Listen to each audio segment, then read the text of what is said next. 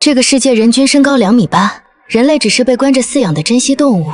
刚穿越过来的我绝望又无助，只能抱紧小小的自己环视四周，怎料就被一群帅男人捡回家。本以为会彻底沦为阶下囚，然而男人们却把我宠成了公主，俊美的双翼天使亲自喂我吃饭，傲娇的吸血鬼先生每天献温暖，沉稳的人鱼王子送最美的珍珠。此时的我躺在草丛中，饿得半死不活，看着天空中的蓝色大月亮，幻想那是大炊饼。突然我感觉有人过来了，艰难翻过身体，支起一点脑袋看去，一双笔直修长的双腿缓缓走来，眼看就要路过自己。顿时我心里一着急，连忙奋力往前爬，然后伸手扯住对方面料高档的裤腿，使出浑身的力气。英雄救命！对方没有愧对英雄的称号，勾着我的后衣领，把我整个人提到了半空中。随后我萌萌地与英雄对视，我见到天使了，这是自己的第一个念头。天使好高大呀，这是第二个念头。这时天使说话了，真是奇怪的生物。然而我根本听不懂，只能说对着天使发表完最后的感言，伴随着一阵悠长的度鸣声，我再也顶不住，晕了过去。不知过了多久，我抽动着鼻尖悠悠转醒，意识还不清醒，本能地循着食物香气坐起身，一把抱住狼吞虎咽地往肚子里咽。肚子饿到极致，吃什么都是香甜的，就是有点噎得慌，想啥来啥。一大瓶大的水正好送到嘴边，我来者不拒地喝下去，然后满足地仰躺回去。随着胃部耐灼烧的痛感淡去，自己溃散的意识终于回笼。原来给我投递救命食物的人就是之前那个天使，此时他正饶有趣味地看着自己。我缩了缩肩膀，小声道：“谢谢您。”对方似乎没听见，也可能是没听懂，看了我两眼，突然站起身，一副准备离开架势。见状，我立马晃晃悠悠站起来，小跑地跟上去拉住他的裤腿。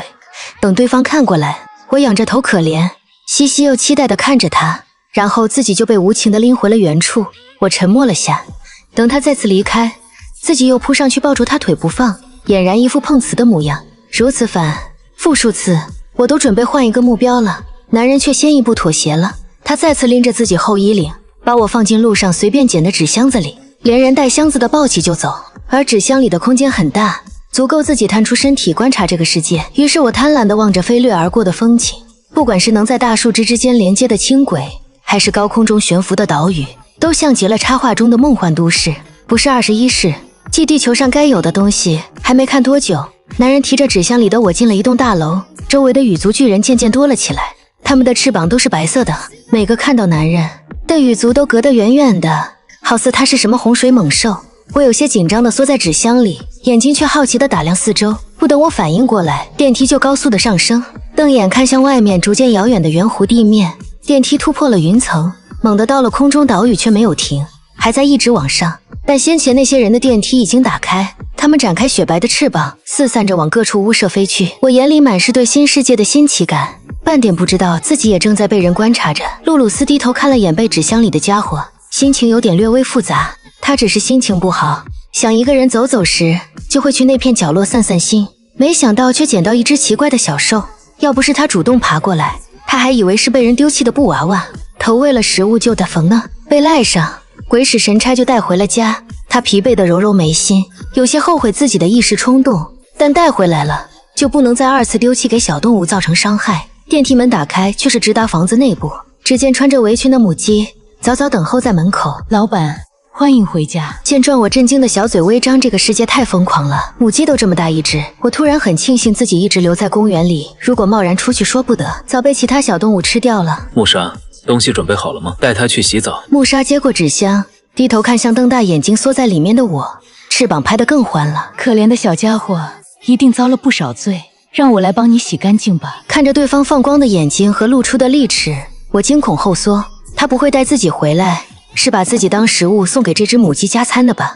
想到此，我脸色苍白的去看男人，奋力的挣扎，不要吃我，我会干活。木莎抱紧宠物纸箱，连忙喊住准备去书房的露露丝。老板，你走了，他好像很害怕。露露丝闻言回头，正好对上我瞬间亮起的眼睛，这种依赖的态度让他有些愉悦，走过去接过纸箱。我看着你洗。我还在折腾，转身就见到了堪比游泳池一样大的浴室。我很快意识到他们只是要给自己洗澡，顿时放松了下来。如果要吃自己，应该是去厨房的水槽里才对。提到洗澡，我就觉得浑身痒痒，顿时有些迫不及待。以为我会反抗的露露丝和木莎严阵以待，甚至准备了小零食，准备安抚自己的情绪。结果自己一直安安静静地待在角落里，看着他们忙碌，乖巧的不像话。老板，他好乖哦，一直看着你呢。露露丝心头一动，眼神柔和下来。清冷的眸子闪过笑意，实际上我看着他只是在想他啥时候出去，自己不想当着他的面洗澡啊。然而语言不通的情况下，他们根本无法交流。等大母鸡开始脱自己磨成破布的裙子，见对方也没有出去的反应，我顿时浑身僵硬，人在外星球不得不低头，思考再三。保险起见，不想表现得有智慧，也不想被讨厌。乖巧的未知生物，总比龇牙咧嘴的要招人喜欢。说不得对方眼里自己就是只秃毛猩猩呢，没必要羞耻了。给自己洗脑成功，全程木着脸，宛如木偶一样任他洗刷刷。等全身的泡沫被冲干净，耳边又响起母鸡大婶高亢的惊呼声：“天哪，好漂亮，好可爱！”旁边露露丝也吃惊地看向缩在水池里的我，没忍住捏了捏我的脸蛋，见自己也不反抗，乖得不可思议。原本还想送给别人养的念头，忽然就打消了。他要自己养，只是他到底是什么？于是露露丝点开手腕上的智脑开始搜索，最后不太确定地回答木沙：“有点像是没毛的阿达兽。”阿达兽是一种类人形的中型宠物，浑身皮肤和毛发雪白，智力低下，因为一张脸酷似伊特利亚人，在宠物界十分受欢迎。只是眼前这只体型更娇小，身上秃得彻底，皮肤也不似阿达兽那么坦白。头毛也是反常的黑色，也许是另一个品种的阿达兽。木沙这会儿才不管我是啥品种，他已经激动地用浴巾裹住自己抱了出去，小心翼翼地给我吹干头发，心疼地摸摸自己秃得一根毛没有的皮肤，害怕自己着凉生病，赶紧让老板下单购买宠物衣服。等待衣服到来的时间，一人一鸡围着我观察，我一律无视，双手抓紧身上的浴巾，假装害怕，坐在角落里对他们的逗弄不予理会。我看着两人望着自己放光新奇的眼神，觉得自己如果暴露人类身份，很有可能面临送往实验室的命运，还有可能会承担繁衍更多人类的重任。被自己的脑补吓到，我不安地缩得更小一团。露露丝见状，连忙制止想要抱自己的木沙。木沙，不要吓到他。对不起，老板，他实在太可爱了。考虑到我需要适应环境，两人起身去了其他房间待着。不知道他们为什么离开的自己却是松了一口气，瘫软在巨大的沙发上思考人生。这个世界的土著都太高大了，随便一个小孩都能一拳打死自己，举目无亲，语言不通，心中百转千回，得出一个结论：我急需抱一根大腿苟着。眼前的黑翅膀天使就是个很好的人选了。看看那颜值，这豪华的房子，还有其他白翅膀对他恭敬的态度，这根大腿值得抱。有了决策，内心也安定了一点，我立刻没心没肺地趴着休息起来。没多久，自己的金大腿和大母鸡就带着几件小裙子从门口进来，我淡定地让他们靠近，然后母鸡大婶像打扮洋娃娃一样给自己穿上漂亮的小礼服，中途一直惊叫连连。我的心要化了，她太美了，如果装饰上一对翅膀，这就是一个缩小版的贵族小姐啊。老板，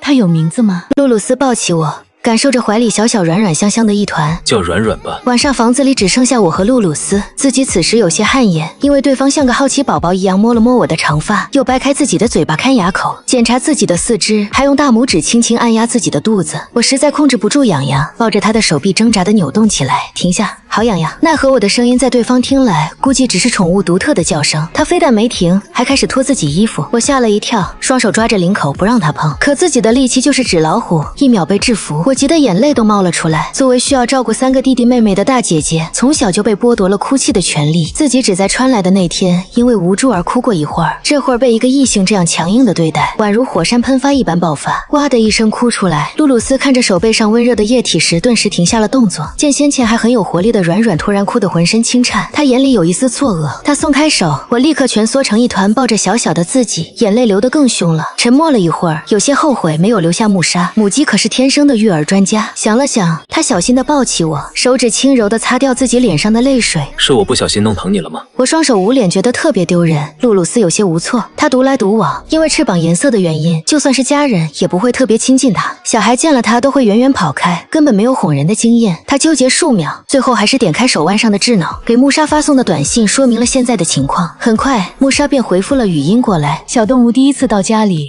都是紧张害怕，您应该先安抚它，再再换衣服，动作也要温柔。敏感的小动物就能感受到您的善意。露露丝低头看向已经不哭，但从指缝偷偷看她的软软，学着之前慕沙的样子，把自己横抱在胸前，另一只手轻柔地抚摸自己的后背。我情绪来得快，去得也快，在对方再次伸手来脱衣服时，我没有再挣扎，只是坚守最后的小吊带不让脱，靠过来就咬。自己决定了，即使暂时要留在这里当宠物或是别的什么，我也要让他知道有些事情是不能做的。几次过后，他虽然皱着眉头，但没有再试图扒掉自己的小吊带裙。守卫成功后，我心情变好了一点。闹了一会儿，我精疲力竭地靠在他怀里休息，看见自己睡了。露露丝抬手看了下时间，这才惊觉自己居然一整晚的时间都耗在了一只宠物身上。低头看看缩在怀里安安静静的一小团，太过仓促，家里没有准备宠物房。犹豫了下，他单手抱着软软进了自己的卧室，把已经睡着的软软塞进被子，自己先去浴室里洗漱一番，再一起躺进去。软软已经缩成一团，睡得香甜。他静静地观察了一下，见我睡觉极其老实，呼吸声低得几不可闻，心中满意，这才动作小心地躺下。第二天，我揉着眼睛坐起身，发现自己躺在一张大的离谱的床上，身边并没有那个人的身影。我赤着脚走出去，然后就见到坐在餐桌上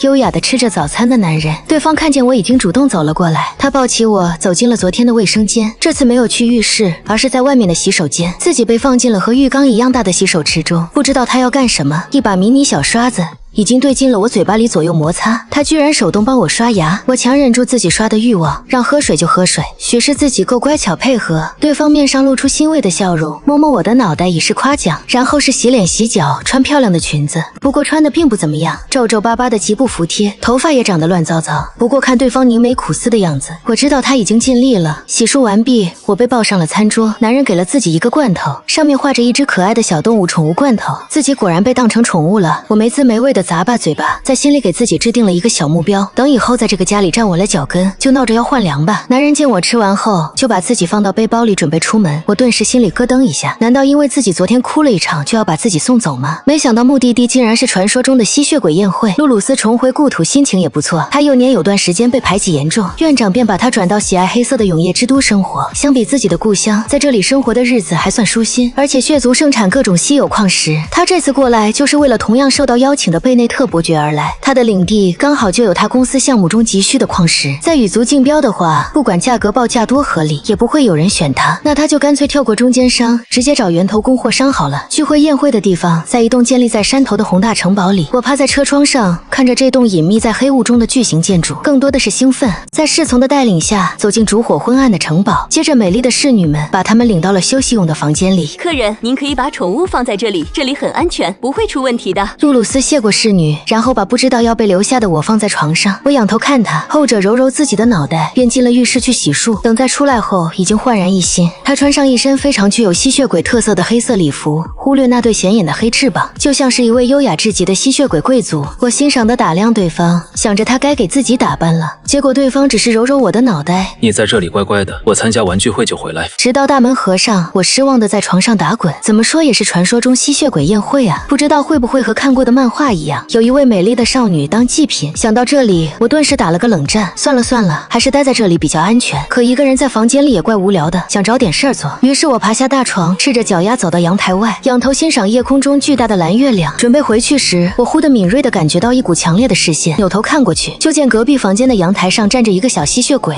四目相对，小吸血鬼兴奋的瞳孔冒光，然后直接没有做任何防护的爬上了围栏，作势要往我这边跳。见此，我脑海里闪过3个大字：熊孩子。别的熊孩子也许只是折腾我一番，但吸血鬼的熊孩子也许会把自己吸干。小孩子可没有克制力，生命威胁下，我想也不想转身跑进房间，就要反锁上阳台的门。然而就差一点的时候，那个熊孩子已经跳了过来，在外面推门了。我吓得心突突的跳，咬牙抵着门，但感觉自己已经使出全力，也无法关上门。门外的死小孩似乎觉得很好玩，竟然咯咯咯的笑起来，听在我耳内就像催命符。我果断后退，熊孩子因为惯性的原因跌了进来。我趁此机会连忙打开房间的门跑了出去，自己要去找露露丝。虽然很冒险，可除了他，我不知道能找谁求救。刚刚跑出来，身后的小孩就追了出来，一边追一边兴奋的尖叫，哈哈哈！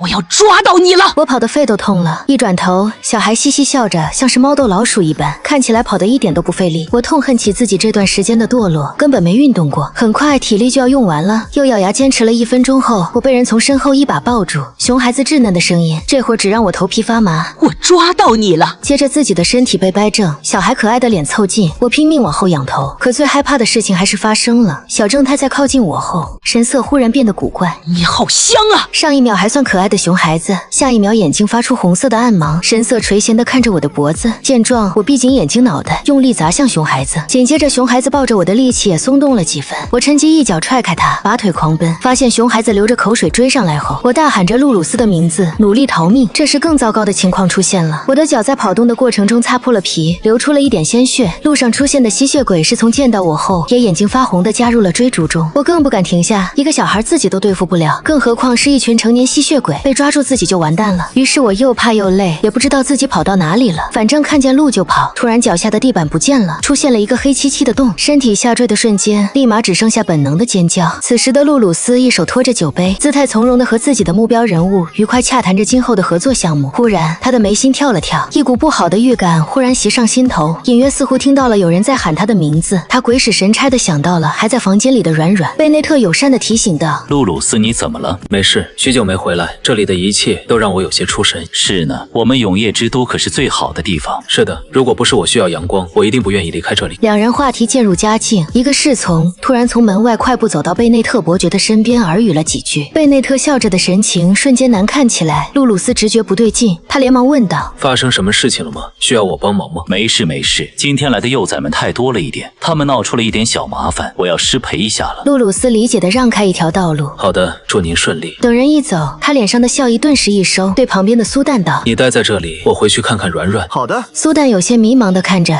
已经大步流星走出去的老板，心中感慨万千。露鲁斯一路出去，转角就见去而复返的贝内特伯爵，边走骂道：怎么会让人进了禁地？你们是怎么做事的？身后擦着冷汗的侍从解释：是小少爷追着客人的宠物，那只宠物受了惊吓，不小心触碰了机关掉进去的。那个该死的兔崽子！听到一切的露鲁斯心下一沉，今天带了宠物过来的人只有他一人，那肯定是软软出事了。他一脸黑沉地走出去质问：我的宠物怎么了？看到突然出现的露鲁斯，个个脸上的神情都精彩极了。最后还是贝内特伯爵安抚道：别担心，我们现在就是去找他的，你一块来吧。与此同时，我正尖叫着，不知道从多高的地方摔下，感觉自己不死也残食，一股轻柔的力量在空中贴住了我，然后慢慢的下来。我缓过神后环顾四周，然后傻眼的看着这个地下宫殿，这里的气温很低。我抱着胳膊，缩着肩膀，小心翼翼的喊：有人吗？回答自己的只有静谧的空气。很快我冷得牙齿打颤，自己还没穿鞋，干站这里等太煎熬了。于是我大着胆子试探着往前走去，那里有一条幽深的道路，不知道通向何方。刚走2步，他身形忽然一顿，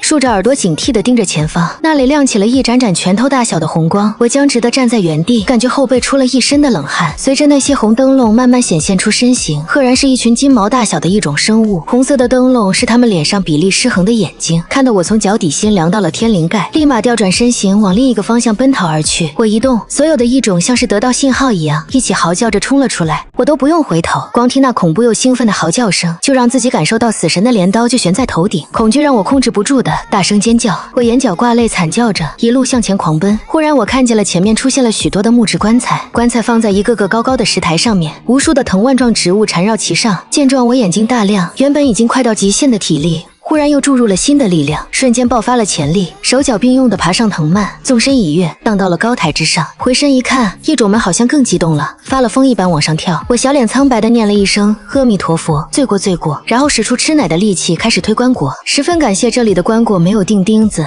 还是滑盖的，用不了他多少的力气就推开了。顾不上观察里面有什么，性命攸关的时刻，我一骨碌爬进去，然后关上了棺材盖子。黑暗中他只听得到自己急促的呼吸声和心跳声，脑袋贴在棺材内壁侧耳倾听，外面的动静渐渐的变小了。我心神一松，彻底歇菜，后知后觉感到了舌尖的刺痛和血液的甜腥味，以及脚腕一动就传来一阵钻心的疼痛感。刚才全身心的只顾着逃命，完全没有注意到身体上的变化。棺材里很宽大，我摸索着爬起来，还没碰到自己的脚腕，有什么东西突然抓住自己的腰身。我顿时呆了1秒，鸡皮疙瘩传遍全身，头发都竖立起来，随即爆发出了巨大的惨叫声，整个人手脚并用地划开了棺材板，忍着脚腕的剧痛就要往外爬，手刚刚搭上去，我突然就腾空而起，翻了个面，然后见到了身后那诈尸的人，看清他的模样，我的尖叫声渐渐消音，只剩下满眼的惊艳。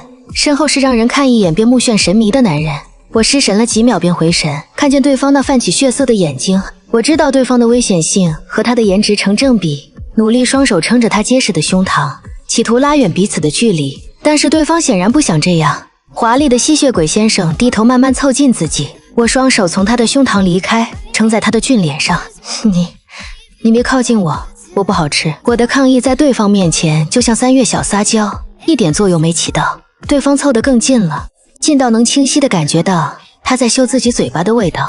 我反应过来自己的舌尖在流血，刚想闭紧嘴巴已经晚了，对方的嘴唇猛地贴了上来。我只觉得那一瞬间自己大脑只剩一片空白，等觉得呼吸不过来时，对方终于放开自己，可对方的神情变得更疯狂了，我眼泪吓得哗哗流淌。吉尔伯特，伦纳德品味着那香甜的气味，只有一点点，已经让他兴奋的浑身每个毛孔都张开了。这是什么？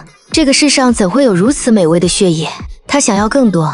他急切地扯开他的领口，隔着娇嫩的皮肤，他都能感受到底下涌动的血管，尖牙不受控制地冒出来，张开嘴就要品尝着唤醒他的世间美味。一阵飓风袭来，打断了他的进食。放开他！突如其来的厉喝和黑影让伦纳德下意识地抱着怀里的我往后避开。我从听见熟悉的声音时便惊喜地扭头看去，露露丝的眸子里闪烁着冰冷的怒火。见到自己的靠山，我连忙挣扎着往他的方向伸胳膊，可身后的人却把自己紧紧禁锢在怀中，任凭我如何挣扎都没有用，急得眼睛都湿润了。刚才要不是露露丝及时赶到，自己铁定已经是一具干尸了。过不去，只能眼巴巴地看向面色越发黑沉的露露丝。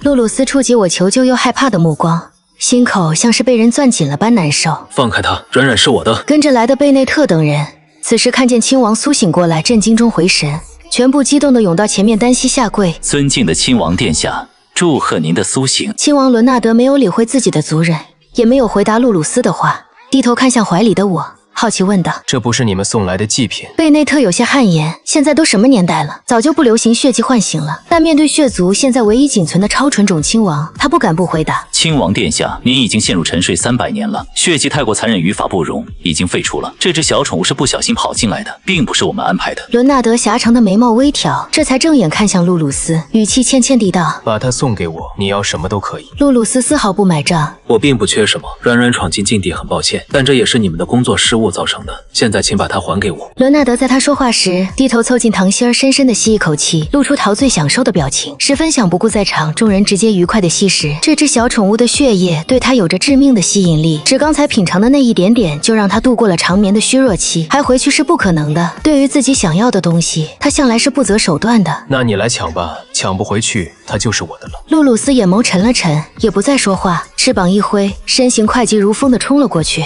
我还不知道发生了什么，整个人就被带着急速后退，接着被抛向了高空。强烈的失重感让我难受的心声尖叫起来，心中把伦纳德诅咒了100遍。就在以为自己就要摔死时，一双手托住我的腰背抱进怀里，我死死闭着眼睛，还没看清楚是谁，身体又一次被抛上了天空。伦纳德恶劣地笑道：再来2次，小家伙大概就因为京剧心脏骤停死掉了。不想他死掉的话，现在就把他送我奔，我会好好养他，以后他生了宝宝，我会送一只给你做补偿。别怪我没提醒你，软软世上仅此一只。伦纳德一愣，露露丝趁此机会飞上去接住了已经晕过去的我，慌张地检查了一下自己还有心跳，这才抱着人顺着来路出去。看着他们离开的伦纳德也不着急，回头问贝内特：那是什么生物？不知道，确实没有见过那个品种的宠物。伦纳德略一沉吟，下令道：给我抢过来。等我醒来的时候，睁眼便看到一根闪着寒光的细针朝着自己的方向扎来，昏睡之前的记忆瞬间涌上心头。别过来，别过来！软软别怕，没事了，已经没事了。直到身体被抱进一个温暖的怀抱，感受到对方强有力的心跳声，还有耳边露露丝温柔又带着一丝急切的熟悉呼唤，我渐渐冷静下来，猛猛地抬头看去，露露丝目光下敛，眸中带着明显的关切，看到他在身边，这才反应过来自己已经安全了。我向四周看去，发现旁边站着一个兽耳医生，刚才看到的针管就是他手上拿的注射器。紧绷的身体一放松，整个人软绵绵地靠在露露丝怀中。露露丝见状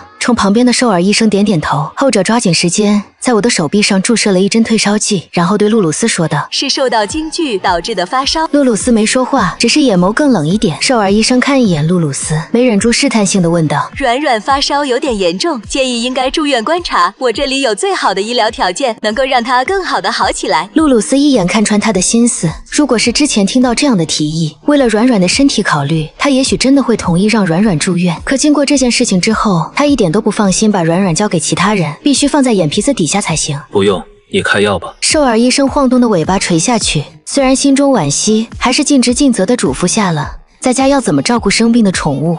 露露丝认真记下医嘱，付过钱之后，便抱着我出了诊疗室大门。路上，我像被霜打的茄子一般趴在露露丝怀中，余光瞥见不少路人难掩兴奋和激动的神情看着自己。不好的回忆闪现，我立刻把脸埋进露露丝怀里，双手搂紧她脖子不让人看。这次出远门给自己造成了一点阴影，也让我明确地感受到，在这个世界上，除了露露丝身边，到处都充满危险。几天后，大门被打开，突然造访的安格里进入房间，他试探性地询问道：“大哥，你忙的话，可以把软软交给我照顾的，我刚好今天放假。”安格里，谢谢你的好意，但是软软似乎并不喜欢你。原本安格里只是想带着软软给自己喜欢的女神戴安娜看一眼，确实不待见自己的软软。安格里灰溜溜地离开了。本来想放弃的，但是同学们却并不想放弃。面对一双双期盼的眼睛，安格里觉得他还能再挣扎一下。明的不行，他决定来暗的。好不容易等到穆莎回来上班，他准备闯进去直接带走软软，结果软软还是不在家。穆莎告诉他，露露丝带着软软去公司拍摄新的写真集了。虽然没有带走软软，但把写真集的好消息告诉同学们后，大大减轻了他的压力。同学们纷纷表示，等写真集出来都会购买的。不过第二天接着锲而不舍地追问他什么时候才能把软软带出去。死对头托比因像是抓到了他的小辫子，这几天时不时趁机在戴安娜面前讥讽他说大话，这让安格里十分不好受，也刺激的他更加想要把软软带出来。皇天不负有心人，他亲爱的父亲母亲就帮他解决了最大的困难。陆父陆母从外地出差回来，直奔露露丝家，关心了一番儿子和我，然后得知露露丝要去外地参加一个重要的商业活动，担心没时间照顾生活不能自理的软软，陆母趁机提出帮他照顾我。露露丝沉思半晌，